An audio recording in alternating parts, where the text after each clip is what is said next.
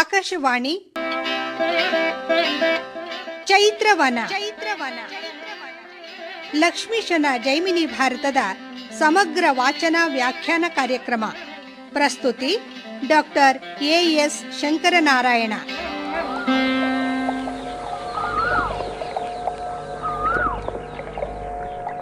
ಪ್ರಿಯ ಕೇಳಿಗರೆ, ನಿಮಗೆಲ್ಲರಿಗೂ ನಮಸ್ಕಾರಗಳು ಹಾಗೂ ಚೈತ್ರವನ ಕಾರ್ಯಕ್ರಮಕ್ಕೆ ಆತ್ಮೀಯವಾದ ಸ್ವಾಗತ. ಇಂದಿನ ಚೈತ್ರವನ ಕಾರ್ಯಕ್ರಮದಲ್ಲಿ 22ನೆಯ ಸಂಧಿಯ ಕೆಲ ಪದ್ಯಗಳ ವಾಚನ ಹಾಗೂ ವ್ಯಾಖ್ಯಾನವನ್ನು ಕೇಳಲಿದ್ದೀರಿ. ವಾಚನ ಮಾಡಲಿದ್ದಾರೆ ಶ್ರೀಮತಿ ಉಮಾ ಭಟ್, ವ್ಯಾಖ್ಯಾನ ಮಾಡಲಿದ್ದಾರೆ ಶ್ರೀ ರಾಮಸುಬ್ರಾಯ ಶೇಠ್.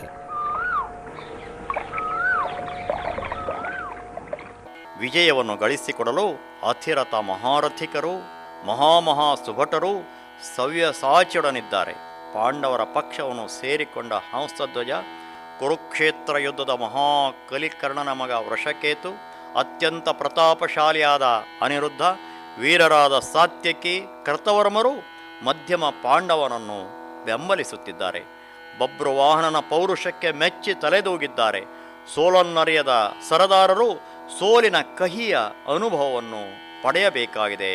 ಹೀಗೆ ಎತ್ತ ನೋಡಿದ ರತ್ತ ಮಣಿಪುರದ ಅರಸನ ಶರಗಳು ಕಾಣುತ್ತಿವೆ ಎಂದರೆ ಬಬ್ರುವಾಹನನ ಪಾಳೆಯ ಕೈಮೇಲಾಗುತ್ತಿದೆ. ಪಾಂಡವರ ಪಾಳೆಯದಲ್ಲಿ ಸೋಲಿನ ಸೂತಕದ ಛಾಯೆ ಕವಿದಿದೆ. ಜೋದರಾವುತ ರಥಿಕರು ಅಳಿದು ಆನೆ ಕುದುರೆ ತೇರ್ಪೋದು ವೆಂಡೆಸೆಗೆ ತಮ್ಮಿಚ್ಛೆಯಿಂ ಪಟ್ಟಣದ ಬೀದಿಗಳು ಕೂಡಿದರ್ಲಾಯದೊಳ್ ಸೂರ್ಯಗೊಂಡಲ್ ಭೂಷಣಾದಿಗಳನ್ನು ಕಾದುವ ಕಲಿಗಳಿಲ್ಲ ಪಡೆಯೊಳ್ ಪಲಾಯನವನಾದರಿಸಿದರ್ ಭಟಲ್ ಪ್ರದ್ಯುಮ್ನ ಮೊದಲಾದ ರಾದಿಯೊಳ್ ಬಿದ್ದು ಮೋಹಿತರಾದರು. ಆ ಬಬ್ರುವಾಹನನ ಕೋಲ್ಗಳಿಂದ ಮೋಹಿತರಾದರು.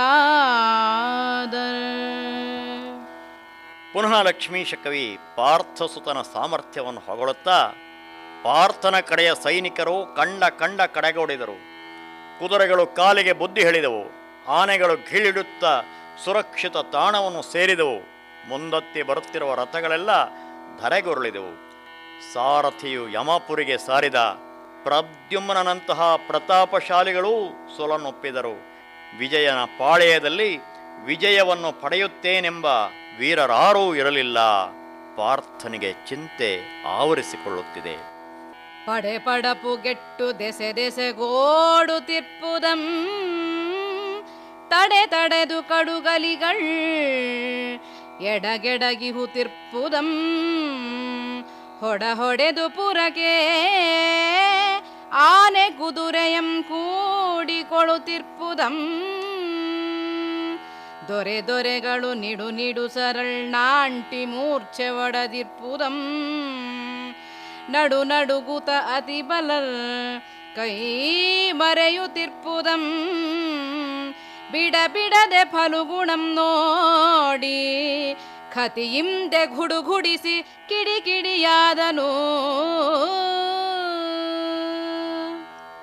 ಕಲಿಪಾರ್ಥನು ಪಾಳೆಯದ ಈ ದುರವಸ್ಥೆಯನ್ನು ಕಂಡು ಕಳವಳಗೊಂಡಿದ್ದಾನೆ. ನೋಡುತ್ತಿದ್ದಂತೆ ಬೆಂಕಿಗಾಹುತಿಯಾದ ಒಣ ಹುಲ್ಲು ಸುಟ್ಟು ಕರಕಲಾಗುವಂತೆ ಕೌಂತೆಯನ ಸೈನ್ಯವು ಕರಗತೊಡಗಿದೆ. ರಥಿಕರು ವಿರಥಿಗಳಾಗುತ್ತಿದ್ದಾರೆ. ಸಾರಥಿಗಳು ಸಾವನ್ನಪ್ಪುತ್ತಿದ್ದಾರೆ. ಪದಾತಿಗಳು ಪಲಾಯನವನ್ನು ಮಾಡುತ್ತಿದ್ದಾರೆ. ಅಚ್ಚರಿ ಎಂದರೆ ಚಿತ್ರಾಂಗದೆಯ ಪುತ್ರನ ಚಾಪಕ್ಕೆ ಮೂರ್ಛೆ ಹೋಗುತ್ತಿದ್ದಾರೆ. ಕುರುಕ್ಷೇತ್ರದ ಮಹಾರಣಾಂಗಣವನ್ನು ಗೆದ್ದ ಮಧ್ಯಮ ಪಾಂಡವನಿಗೆ ದಿಕ್ಕು ತೋಚದಂತಾಯಿತು. ಇನ್ನೂ ಸರಿಯಾಗಿ ಮೀಸೆ ಮೂಡದ ಬಾಲಕನಿಂದ ತ್ರೈಲೋಕ್ಯ ವೀರನಾದ ಪಾರ್ಥನಿಗೆ ಪರಾಜಯವೇ. ವಿಜಯನ ಅಭಿಮಾನ ಹೆಡೆಯೆತ್ತಿತು. ಕ್ರೋಧದಿಂದ ಕಿಡಿಕಿಡಿಯಾದ. ಇನ್ನು ಈತನನ್ನು ಉಳಿಸಬಾರದೆಂದು ದೃಢ ಸಂಕಲ್ಪದಿಂದ ಮುನ್ನುಗ್ಗಿದ. ಗಾಂಡೀವಮಂ ತುಡುಕಿ ಟಂಕಾರವಂ ಭುಜ ಭವಾಂಡಮಂ ತುಂಬದಿರನು ಎಂಬಿನಂ ಜೇಗೈದು ತಾಂಡವದ ಮೃಡನ ಸಾರೂಪ್ಯ ನಿಯಮಂ ಕೈಕೊಂಡು ರೋಷ ತಾಮ್ರಾಕ್ಷನಾಗಿ ಪಾಂಡವಂ ಮಣಿರಥದೊಳ್ಗೆ ಸೆವ ನಡುವಗಲ ಮಾರ್ತಾಂಡನಂತೆ ಉಜ್ವಲಿಸುತ್ತ ಐರಿದಂ ಕಾಳಗಕ್ಕೆ ಖಾಂಡವ ದಹನದಂದು ತನ್ನ ಮೇಲ ಮರಪತಿ ಮುಳಿದು ಕದನಕ್ಕೆ ಬಹವಲು ತ್ರೈಲೋಕ್ಯ ವೀರನೆನಿಸಿಕೊಂಡಿರುವಂತಹ ಪಾರ್ಥನು ಗಾಂಧೀವವನ್ನು ತುಡುಕಿ ಜಯಗೈಯುತ್ತ ಅದರ ಶಬ್ದಕ್ಕೆ ಸೈನಿಕರ ಎದೆ ಬಿರಿಯುವಂತಾಯಿತು. ಪ್ರಳಯ ರುದ್ರನಾಗಿ ತ್ರಿನೇತ್ರನ ಕಣ್ಣಿನಿಂದ ಹೊರಡುವ ಅಗ್ನಿಯ ಜ್ವಾಲೆಯಂತೆ ಮಣಿಮಯ ದಿವ್ಯ ರಥದ ಮೇಲೆ ಮಧ್ಯಮ ಪಾಂಡವನು ಆಗಸದಲ್ಲಿ ಜಾಜ್ವಲ್ಯಮಾನನಾಗಿ ಉರಿಯುತ್ತಿರುವ ಸೂರ್ಯನಂತೆ ಪ್ರಕಾಶಿಸುತ್ತಿದ್ದಾನೆ. ಅದಕ್ಕೆ ಹೋಲಿಕೆಯನ್ನು ಮಾಡುತ್ತಿದ್ದಾನೆ ಕವಿ. ಹಿಂದೆ ಖಾಂಡವನ ದಹನಕ್ಕೆ ಮುಂದಾದಂತೆ ಎಂದು ಪಾಂಡು ಸುತನು ತನ್ನ ಸುತನೊಂದಿಗೆ ಸಮರಕ್ಕೆ ಮುಂದಾದ ಎಂದು ವಿವರಿಸುತ್ತಿದ್ದಾನೆ. ಆನರಂ ಕೋಪಮಂ ತಾಳ್ದು ನಿಜ ಚಾಪಮಜ್ಞಾನಾದಮಂ ಮಾಡೆ ಹಂಸಧ್ವಜಂ ಕೂಡೆ ಸೇನೆ ಸಹಿತ ಉರುಬಿದಂ ಪಾರ್ಥಿಯಂ ತುರುಬಿದಂ ಕೂರ್ಗಣೆಗಳಂ ಕರೆಯುತ್ತೇ ಬಾರೆಡೆಯೊಳ್ ಎತ್ತಲುಂ ದೆಸೆ ದೆಸೆಯ ಸುತ್ತಲುಂ ಅನೂನ ಶರಜಾಲಮಯಮಾಗಿರ್ದುದಾ ಸಮಯಂ ಏನೆಂ ಬೆನಚ್ಚರಿಯ ಕಾಳಗದ ಹೊಸ ಪರಿಯನು ಅತಿ ಭಯಂಕರಮಾಗಲು ಪಾರ್ಥನ ಪೌರುಷದ ಗಾಂಧೀವದ ಠೇಂಕಾರವನ್ನು ಕೆಳೆದ ಪಾಂಡವ ಸೈನಿಕರು ರಣೋತ್ಸಾಹದಿಂದ ರಣರಂಗಕ್ಕೆ ಸಾರಿ ಬಂದರು. ಇದುವರೆಗೆ ಸೋತು ಸುಣ್ಣವಾಗಿದ್ದರು. ಪಾರ್ಥನ ಬೆಂಗಾವಲಾಗಿ ಹಂಸಧ್ವಜನು ಪೌರುಷವನ್ನು ಪ್ರದರ್ಶಿಸುತ್ತಾ ಪಾರ್ಥಸುತನ ಸೇನೆಯಡೆ ನುಗ್ಗಿದ. ಅಂಬರದಲ್ಲೆಲ್ಲೂ ಇಂಬು ಕಾಣದಂತೆ ಅಂಬುಗಳು ಮುಸುಕಿವೆ. ಸವ್ಯಸಾಚಿಯ ಶರಾಘಾತದಿಂದ ಮಣಿಪುರದ ಯೋಧರು ದಿಕ್ಕೆಡುತ್ತಿದ್ದಾರೆ. ಸರಸಕ್ಕೂ ಸಮರಕ್ಕೂ ಸಮಾನರಾದವರು ಬೇಕು ಎಂಬಂತೆ ಚಿತ್ರಾಂಗದೆಯ ಪುತ್ರನಿಗೆ ಪಾರ್ಥನು ಎದುರಾದನು. ಈಗ ಕದನಕ್ಕೆ ಹೊಸ ಕಳೆ ಬಂದಿದೆ. ಅದು ಯಾವ ರೀತಿಯಲ್ಲೆಂದರೆ, ಬಳಿಕ ಹಂಸಧ್ವಜಂಗೆ ಆ ಬಬ್ರುವಾಹನಂ ಗಳವಿಯೊಳ್ ಕಾಳೆಗಂ ಪೂಂಡುದು ಕಠೋರಂ ಎನೆ ದಳಕ್ಕೆ ದಳಂ ಅಗ್ಗಳಿಕೆಗೆ ಅಗ್ಗಳಿಕೆ ಧೃತಿಗೆ ಧೃತಿಗೆ ಕೊಲೆಗೆ ಕೊಲೆ ಕೋಲ್ಗೆ ಕೋಲು ಮುಳಿಸಿಂಗೆ ಮುಳಿಸು ಗಾಯಕ್ಕೆ ಗಾಯಂ ಅದಟಿಗೆ ಅದಟಳವು ಅಡಿಕೆಗೆ ಅಳವಡಿಕೆ ಸಮಮಾಗೆ ದೇವಪುರ ನಿಳಯ ಲಕ್ಷ್ಮೀವರನ ಮೈದುನಂ ತಲೆದೂಗೆ ಮೆಚ್ಚಿ ಸುರರುಲಿಯ ಮೇಗೆ. ಚಿತ್ರಾಂಗದೆಯ ಸುತನು ಚಿತ್ರಾಂಗದೆಯ ಪತಿಯನ್ನು ತುಡುಕಲು ಮುಂದಾದರೆ ಹಂಸಧ್ವಜನು ನಡುವೆ ಬಬ್ರುವಾಹನನನ್ನು ತಡೆದು, ಎಲ್ಲವೋ ಮಣಿಪುರದರಸನೆ, ಮಧ್ಯಮ ಪಾಂಡವನನ್ನು ಎದುರಿಸುವುದಂತಿರಲಿ, ಮೊದಲು ನನ್ನ ಶರಾಘಾತವನ್ನು ತಡೆದುಕೋ ಎಂದು ಒಂದೇ ಸವನೆ ಬಾಣಗಳ ಮಳೆಗರೆದ. ಯುದ್ಧರಂಗದ ಸರ್ವ ರಹಸ್ಯಗಳನ್ನರಿತ ಪಾರ್ಥಸುತ ಹಂಸಧ್ವಜನ ಅಸ್ತ್ರಗಳನ್ನು ಪ್ರತ್ಯಸ್ತ್ರಗಳಿಂದ ನಾಶಗೊಳಿಸಿದ. ಹಿರಿಯ ವಯಸ್ಸಿನ ಹರಿಯ ಭಕ್ತನಾದ ಹಂಸಧ್ವಜನೊಡನೆ ಕಿರಿಯ ವಯಸ್ಸಿನ ಶ್ರೀಕೃಷ್ಣನ ಭಕ್ತನಾದ ಬಬ್ರುವಾಹನನು ಅತ್ಯಂತ ಪೌರುಷದಿಂದ ಯುದ್ಧವನ್ನು ಮಾಡುತ್ತಿದ್ದಾನೆ. ಸಮಾನ ವೀರರಲ್ಲಿ ಕಾಳಗ ಮುಂದುವರಿದಿದೆ. ದೇವಪುರದ ಲಕ್ಷ್ಮೀಕಾಂತನ ಭಾವನಾದ ದೇವೇಂದ್ರನ ಪುತ್ರನು ಕಂಡು ತಲೆದೂಗಿದ. ದೇವತೆಗಳು ಮೆಚ್ಚಿದರು ಎಂದು ಕವಿ ಹರಿಯನ್ನು ಸ್ಮರಿಸುತ್ತಿದ್ದಾನೆ. ಪ್ರಿಯ ಕೇಳುಗರೆ, ಇದುವರೆಗೆ ಲಕ್ಷ್ಮೀಶನ ಜೈಮಿನಿ ಭಾರತದಲ್ಲಿ 22ನೆಯ ಸಂಧಿಯ ಪದ್ಯಗಳ ವಾಚನ ಹಾಗೂ ವ್ಯಾಖ್ಯಾನವನ್ನು ಕೇಳಿದಿರಿ. ಇನ್ನು ಮುಂದೆ 23ನೆಯ ಸಂಧಿಯ ಕೆಲ ಪದ್ಯಗಳ ವಾಚನ ಹಾಗೂ ವ್ಯಾಖ್ಯಾನ ವಾಚನ ಮಾಡುತ್ತಾರೆ ಶ್ರೀಮತಿ ಉಮಾ ಭಟ್, ವ್ಯಾಖ್ಯಾನ ಮಾಡುತ್ತಾರೆ ಶ್ರೀ ರಾಮಸುಬ್ರಾಯ ಶೇಠ.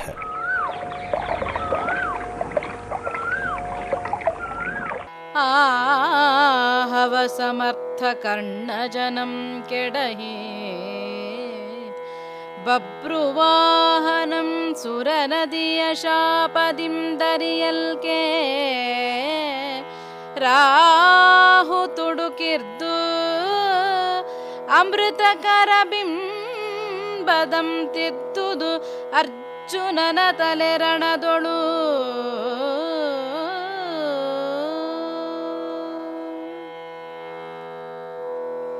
ಜನಪ ಕೇಳು ಅರ್ಜುನನ ಸೈನ್ಯದೊಳ್ ಬಭ್ರುವಾಹನಂ ಅಖಿಲ ವೀರರಂ ಕೆಡಹಿ ಹಂಸಧ್ವಜನೊಡನೆ ರಣದೊಳೆಚ್ಚಾಡಿ ಸ್ಯಂದನ ಸಹಸ್ರಮಂ ತಡೆಗಡಿದು ಅವನ ಪಡೆಯೊಳು ತನಿಗಲಿಗಳಾರು ಸಾವಿರಮಂ ಪೊರಳ್ಚಿ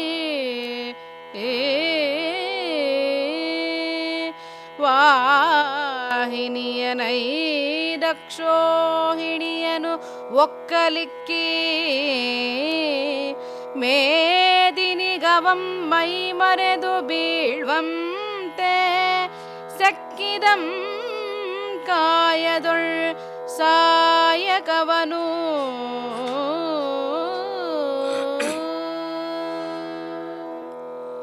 ಮಹಾಭಾರತದಲ್ಲಿ ಪಾರ್ಥನ ಪಾತ್ರ ವಿಶಿಷ್ಟತೆಯಿಂದ ಮೆರೆಯುತ್ತಿದೆ ಎನ್ನುವುದನ್ನು ನಾವು ತಿಳಿದುಕೊಳ್ಳಬೇಕು. ಶ್ರವಣ ಮನನ ನಿಧಿಧ್ಯಾಸನಗಳಿಗೆ ಆತ ಉದಾಹರಣೆ. ಆದರೂ ಒಮ್ಮೊಮ್ಮೆ ತಪ್ಪು ಹೆಜ್ಜೆನಿಟ್ಟು ಪಾರ್ಥ ಅನೇಕ ತೊಂದರೆಗಳಿಗೆ ಈಡಾಗುವುದನ್ನು ಕೂಡ ನಾವು ಕಾಣುತ್ತೇವೆ ಮಹಾಭಾರತದಲ್ಲಿ. ಇಲ್ಲಿ ಬಭ್ರುವಾಹನ ಪೌರುಷವನ್ನು ಕಂಡು ಇನ್ನು ಎಲ್ಲ ಯೋಧರ ಬಲಿಯಾಗುತ್ತಿದೆ, ಇನ್ನು ತಾನು ಸುಮ್ಮನೆ ಕುಳಿತರೆ ಸಾಧ್ಯವಿಲ್ಲವೆಂದು ತಾನೇ ಗಾಂಡೀವವನ್ನು ಎತ್ತುಕೊಂಡು ಬಭ್ರುವಾಹನನ ಎದುರಿಸಲಿಕ್ಕೆ ಹೊರಡ್ತಾ ಇದ್ದಾನೆ. ಆದರೆ ಬಭ್ರುವಾಹನು ಅತ್ಯಂತ ಸಮರ್ಥ ಪೌರುಷ ವೀರ ಯೋಧ. ಹಂಸಧ್ವಜನ ಜೊತೆಯಲ್ಲಿ ಹೋರಾಟವನ್ನು ನಡೆಸಿ ತನ್ನ ಪೌರುಷವನ್ನು ಮೆರೆದವನು.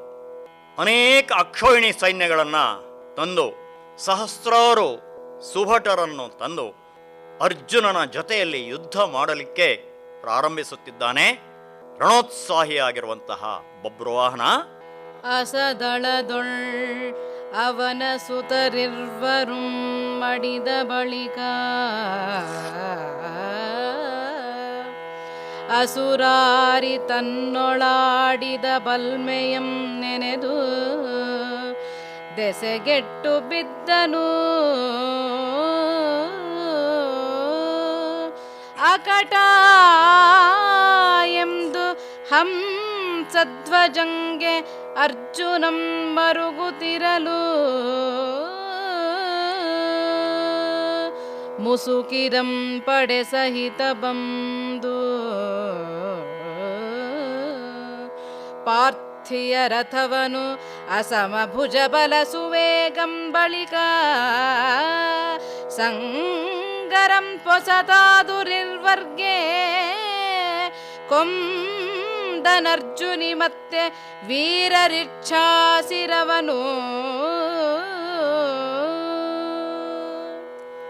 ಅರ್ಜುನನಿಗೆ ಆಶ್ಚರ್ಯವಾಗುತ್ತಿದೆ. ಅಸಮಬಲ ತಾನು ಕುರುಕ್ಷೇತ್ರ ಯುದ್ಧದಲ್ಲಿ ಮಹಾಯೋಧರನ್ನ ಅತಿರಥ ಮಹಾರಥಿಕರನ್ನ ಧರಾಶಾಯಿಯಾಗುವಂತೆ ಮಾಡಿದ್ದೆ, ಭೀಷ್ಮಾಚಾರ್ಯರನ್ನ ದ್ರೋಣಾಚಾರ್ಯರನ್ನ. ಆದರೆ ಇಲ್ಲಿ ಈ ಬಾಲಕನ ಪೌರುಷವನ್ನು ನೋಡಿದರೆ ಅರ್ಜುನನು ಕಂಗೆಡುವಂತಾಗಿದ್ದಾನೆ. ಸುತರಿರುವರು ಮಡಿದಿದ್ದಾರೆ, ಬಾಲಕರು ಮಡಿದಿದ್ದಾರೆ, ಹಂಸಧ್ವಜನಿಗೆ ಸೋಲುಂಟಾಗಿದೆ. ಅಂತಹ ಸಂದರ್ಭದಲ್ಲಿ ತನ್ನೆಲ್ಲ ಬಲವನ್ನು ಪ್ರಯೋಗಿಸಿ ಅರ್ಜುನ ಬಭ್ರುವಾಹನನ ಜೊತೆಯಲ್ಲಿ, ಅಂದರೆ ತನ್ನ ಮಗನ ಜೊತೆಯಲ್ಲಿ ಹೋರಾಟಕ್ಕೆ ಮುಂದುವರಿಯುತ್ತಿದ್ದಾನೆ. സാഹസതൊളിർവരും സരിയനെ സുവേഗം മഹാഹവതൊള്യച്ചാടി വിരഥനാകിയേ ಬಬ್ರುವಾಹನನ ಬಾಣದಿಂದುರೆನೊಂದು ಬಿದ್ದನವನಿಗೆ ಬಳಿಕ ಪಾರ್ಥಿನರನ ಮೋಹರವನೈರಿದಂ ಪ್ರಳಯ ಭೈರವನ ಕೋಲಾಹಲಮಿದೆಂಬಂತೆ ಕೊಂದೆನು ಎಲ್ಲ ಬಲವ ದೇಹದೊಳ್ಯಸೆವ ಜೀವ ಪರಮರವೊಲ್ ಉಳಿದಿರ್ದರು ಆ ವೃಷಧ್ವಜ ಪಾರ್ಥರು ಜೀವ ಪರಮರವೊಲ್ ಉಳಿದಿರ್ದರು. ಕೆಲವೊಮ್ಮೆ ಅತೀ ವಿಶ್ವಾಸವು ಕೂಡ ನಮಗೆ ಮುಳುವನ್ನುಂಟು ಮಾಡುತ್ತದೆ ಎಂಬುದಕ್ಕೆ ಪಾರ್ಥನ ರೀತಿಯೇ ಸಾಕ್ಷಿಯಾಗುತ್ತಿದೆ. ಇಲ್ಲಿ ಕವಿ ವರ್ಣಿಸುತ್ತಿದ್ದಾನೆ, ಅಪ್ಪ ಮಗ ಇಬ್ಬರ ಸಾಹಸವು ಒಂದೇ ರೀತಿಯಲ್ಲಿ ನಡೆಯುತ್ತಿದೆ. ಪ್ರಾಯಶಃ ಶ್ರೀರಾಮಚಂದ್ರ ಲವಕುಶರ ಯುದ್ಧವನ್ನು ಕೂಡ ಇಲ್ಲಿ ನಾವು ನೆನೆಸಿಕೊಳ್ಳಬಹುದು. ಯಾರೂ ಮೇಲಿಲ್ಲ, ಯಾರೂ ಕೆಳಗಿಲ್ಲ. ಯಾಕಂತಂದರೆ ಅರ್ಜುನನ ಪ್ರತಿರೂಪ ಮಣಿಪುರದ ಅರಸು ಬಬ್ರುವಾಹನ. ಬಬ್ರುವಾಹನನ ಶರಾಘಾತಕ್ಕೆ ಒಮ್ಮೆ ಪಾರ್ಥ ನೆಲಕ್ಕೆ ಬಿದ್ದು ಬಿಡುತ್ತಾನೆ. ತಕ್ಷಣವೇ ಸಾವರಿಸಿಕೊಂಡೆದ್ದು ಮತ್ತೆ ಯುದ್ಧವನ್ನು ಪ್ರಾರಂಭ ಮಾಡುತ್ತಾನೆ. ಅದಕ್ಕೆ ವೃಷಧ್ವಜನು ಸಹಾಯಕ್ಕಾಗಿ ಬರುತ್ತಾನೆ. ಯುದ್ಧ ಮುಂದುವರಿಯುತ್ತದೆ. ರಣದೊಳು ತವರಿದ್ದರು ಅತ್ತ ಮುನ್ನೊಂದು ಕಾರಣಕ್ಕೆ ಗುರು ಶಾಪಮಂ ಕುಡಲು ಅದಂ ಬಿಡಿಸಿ ಫಲುಗುಣನು ಅಮಲ ತೀರ್ಥಯಾತ್ರಾ ಪ್ರಸಂಗದೊಳು ಅಂದು ತಾಂ ಪರಿಗ್ರಹಿಸಿ ನೆರೆದ ಫಣಿರಾಜನಂದನೆಯುಲೂಪಿ ಪಾತಾಳದಿಂದೆ ಮಣಿಪುರಕ್ಕೆ ಬಂದು ಮೂರ್ಛಿತರಾಗಿ ಸಮರಧಾರಿಣಿಯೊಳಿಹ ದೊರೆಗಳಂ ತರಿಸಿ ಮಂತ್ರೌಷಧಿಗಳಿಂದೆ ಪಾಲಿಸುತ್ತಿದ್ದಳು. ಅನೇಕ ಸಲ ಅರ್ಜುನ ತಪ್ಪನ್ನೆಸಗುತ್ತಾನೆ. ಅದರ ಪ್ರಾಯಶ್ಚಿತ್ತಕ್ಕಾಗಿ ಬೇರೆ ಬೇರೆ ವ್ರತಗಳನ್ನು ಕೂಡ ಆಚರಣೆ ಮಾಡುತ್ತಾನೆ. ಅಂತೆಯೇ ಗುರುಗಳ ಶಾಪವನ್ನು ತೊಡೆದು ಹಾಕಿಕೊಳ್ಳಲು ತೀರ್ಥಯಾತ್ರೆಗೆ ಹೊರಟಿರುವಂತಹ ಸಂದರ್ಭ, ಅಲ್ಲಿ ಆ ಶೇಷನ ಮಗಳಾಗಿರುವಂಥ ಅಥವಾ ಸರ್ಪರಾಜನ ಮಗಳಾಗಿರುವಂಥ ಉಲೂಪಿಯನ್ನ ಮದುವೆಯಾಗಿರುತ್ತಾನೆ. ಅವಳನ್ನ ಪತ್ನಿಯನ್ನಾಗಿ ಪಡೆದಿದ್ದಾನೆ. ಎಷ್ಟೆಂದರೂ ಅರ್ಜುನ ಬಬ್ರವಾಹನರ ಕಾಳಗ ನಡೆಯುತ್ತಿದ್ದರೂ ಉಲೂಪಿ ಚಿತ್ರಾಂಗದೆಯರ ಪತಿಯಲ್ಲವೇ. ಆ ಪತಿ ಪತ್ನಿಯರ ಸಂಬಂಧ ಅತ್ಯಂತ ಪವಿತ್ರವಾದುದು. ಹಾಗಾಗಿ ತನ್ನ ಪತಿಯ ಜೊತೆಯಲ್ಲಿ ಬಂದಿರುವಂತಹ ಸೈನಿಕರ ಪ್ರಾಣವನ್ನು ಅಥವಾ ಅವರನ್ನು ಬದುಕಿಸಲಿಕ್ಕೆ ಉಲೂಚಿ ತನಗೆ ಗೊತ್ತಿರುವಂಥ ಮಂತ್ರೌಷಧಗಳನ್ನು ತಂದು ಉಪಚರಿಸಲು ಪ್ರಯತ್ನ ಮಾಡುತ್ತಿದ್ದಾಳೆ. ಮುಂದೆ ನೃಪಕೇಳು ಉಲೂಪಿ ಚಿತ್ರಾಂಗದೆಗೆ ಪೇಳ್ದ ಅಸುರರಿಪುಸುತಂ ತನ್ನ ತನಯಂ ಬೆರಸಿ ಪಾರ್ಥ ಜನ ವಿಪುಲಾಸ್ತ್ರದಿಂದೆ ಮೂರ್ಛಿತನಾಗಿ ರಣದೊಳಿರಲು ಇಲ್ವರಂ ತರಿಸಿಕೊಂಡು ಅಪಗತ ಶಮರಪ್ಪ ತೆರದಿಂದೆ ಮಂದಿರದೊಳು ಉಪಚರಿಸಿ ಮಣಿಮಂತ್ರ ಮೂಲಿಕಾತತಿಗಳಂ ತಪಿಸದಂತೆ ಆರೈಯುತ್ತಿದ್ದಳು. ಅರ್ಜುನನಿತ್ತ ವೃಷಕೇತುಗಿಂತೆಂದನು. ಮಡಿದಿರುವಂತಹ ಅನೇಕ ಯೋಧರನ್ನ ಉಲೂಪಿ ತನ್ನ ಔಷಧಿಯಿಂದ, ವಿಶಲ್ಯಕರಣ ಮುಂತಾದ ಔಷಧಗಳಿಂದ ಅವರು ಮತ್ತೆ ಪುನಃ ಬದುಕಿ ಬರುವಂತೆ ಔಷಧೋಪಚಾರವನ್ನು ಮಾಡುತ್ತಿದ್ದಾಳೆ. ಈ ಒಂದು ವಿದ್ಯೆ ಅವರಿಗೆ ಕರಗತವಾಗಿತ್ತು ಅನ್ನೋದನ್ನು ನಾವಿಲ್ಲಿ ತಿಳಿದುಕೊಳ್ಳಬಹುದು. ಮೃತ ಸಂಜೀವಿನಿ, ವಿಶಲ್ಯಕರಣಿಕೆ ಇತ್ಯಾದಿಗಳು ನಮ್ಮ ಪುರಾಣಗಳಲ್ಲಿ ನಾವು ಕಾಣುತ್ತೇವೆ. ಅದು ದ್ರಷ್ಟಾರರು ಅದನ್ನು ಕಂಡು ಹಿಡಿದಿದ್ದಾರೆ. ಅಂತಹ ವಿದ್ಯೆ ನಮಗೆ ಗೊತ್ತಿತ್ತು ಅನ್ನೋದನ್ನು ಇಲ್ಲಿ ಕವಿ ವರ್ಣಿಸುತ್ತಿದ್ದಾನೆ. ಮಗನೆ ಮಡಿದುದು ಸೈನ್ಯಂ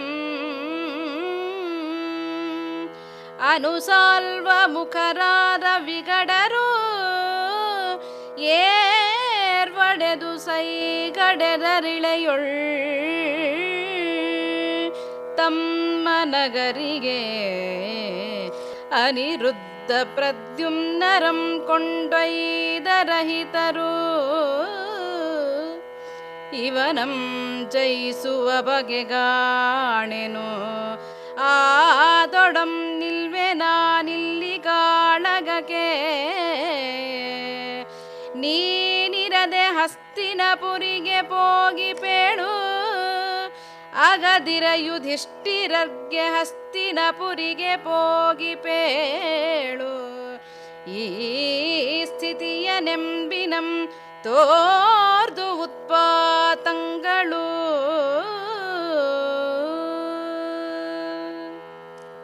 ಕುರುಕ್ಷೇತ್ರ ಯುದ್ಧದಲ್ಲಿ ಮಹಾಪ್ರತಾಪಿ ಮಹಾವೀರನೆನಿಸಿಕೊಂಡಿರುವಂಥ ಪಾರ್ಥನಿಗೂ ಈಗ ಸೋಲಿನ ಸುಳಿವು ಕಾಣುತ್ತಿದೆ. ಮಡಿದಿರುವವರನ್ನ ಕಂಡು ಮುಂದಿನ ಯುದ್ಧದ ಆಘಾತವನ್ನ ಕಲ್ಪಿಸಿಕೊಳ್ಳುತ್ತಿದ್ದಾನೆ.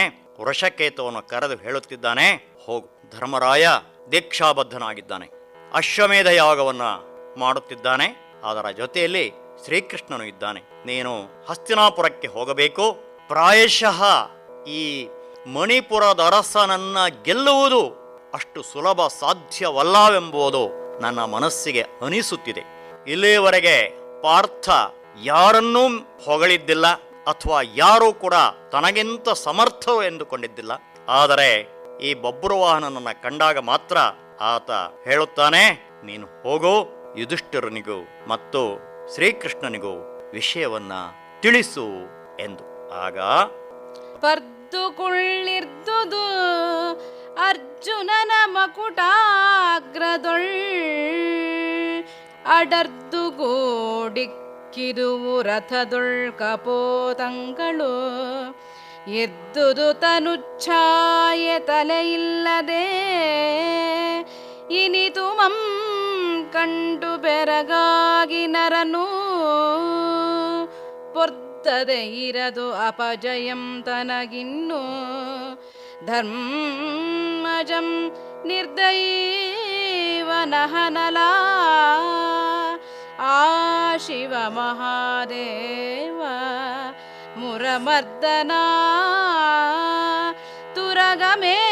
ತುರಗಮೇಧವನೆಂತು ಮಾಡಿದಪನೋ ಕನ್ನ ಸುತ ಹೇಳೆಂದನು.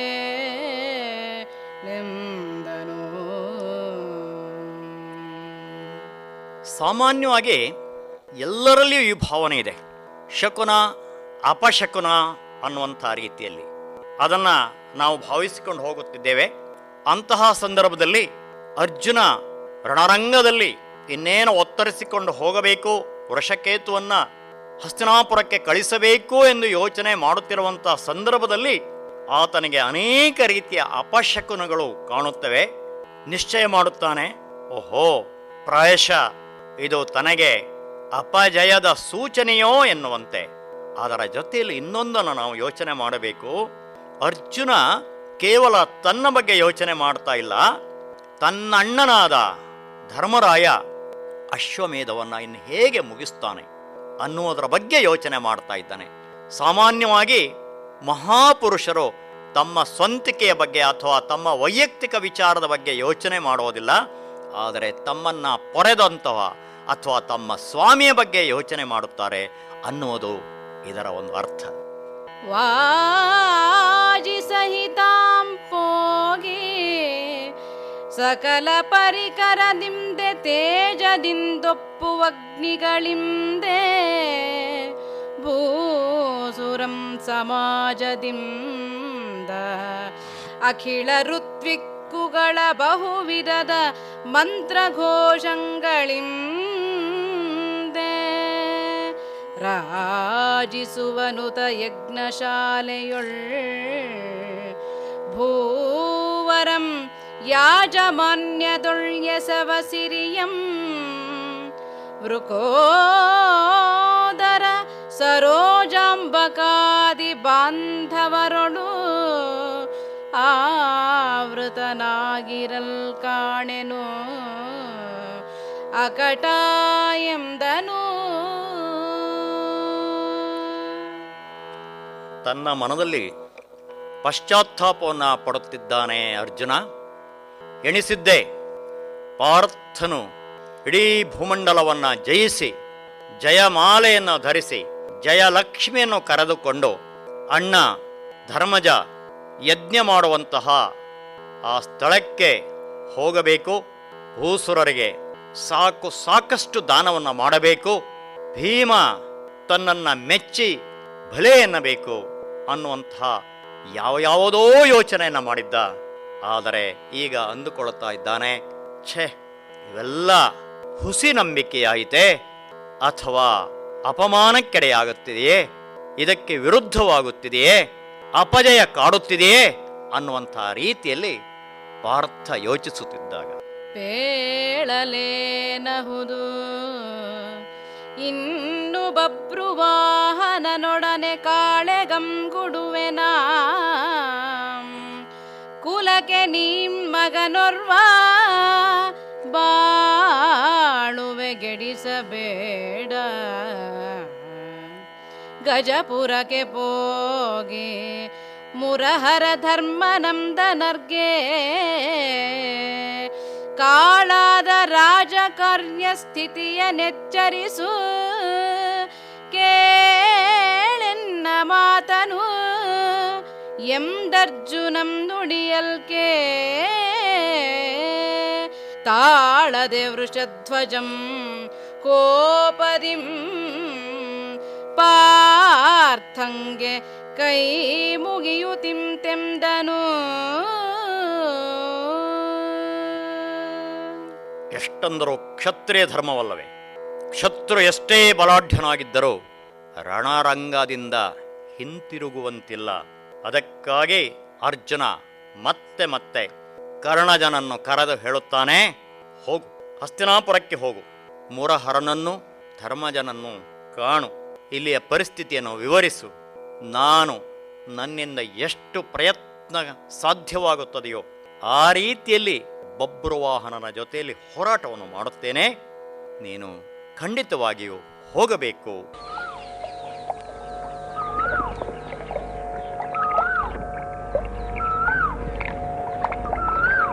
ಇದುವರೆಗೆ ಲಕ್ಷ್ಮೀಶನ ಜೈಮಿನಿ ಭಾರತದ 23ನೆಯ ಸಂಧಿಯ ಕೆಲ ಪದ್ಯಗಳ ವಾಚನ ಹಾಗೂ ವ್ಯಾಖ್ಯಾನವನ್ನು ಕೇಳಿದಿರಿ. ವಾಚನ ಮಾಡಿದವರು ಶ್ರೀಮತಿ ಉಮಾ ಭಟ್, ವ್ಯಾಖ್ಯಾನ ಮಾಡಿದವರು ಶ್ರೀ ರಾಮಸುಬ್ರಾಯ ಶೇಠ್. ಚೈತ್ರವನ ಕೇಳಿದ್ರಿ. ಕಾರ್ಯಕ್ರಮದ ಪ್ರಸ್ತುತಿ ಡಾಕ್ಟರ್ ಎಎಸ್ ಶಂಕರನಾರಾಯಣ. ನಿರ್ಮಾಣ ನೆರವು ಸಂಜೀವ ಆರ್ ನಾಮಣ್ಣವರ್. ಇದು ಇಂದಿನ ಚೈತ್ರವನ. ಈ ಕಾರ್ಯಕ್ರಮ ಆಕಾಶವಾಣಿ ಭದ್ರಾವತಿ ಕೇಂದ್ರದ ಕೊಡುಗೆ.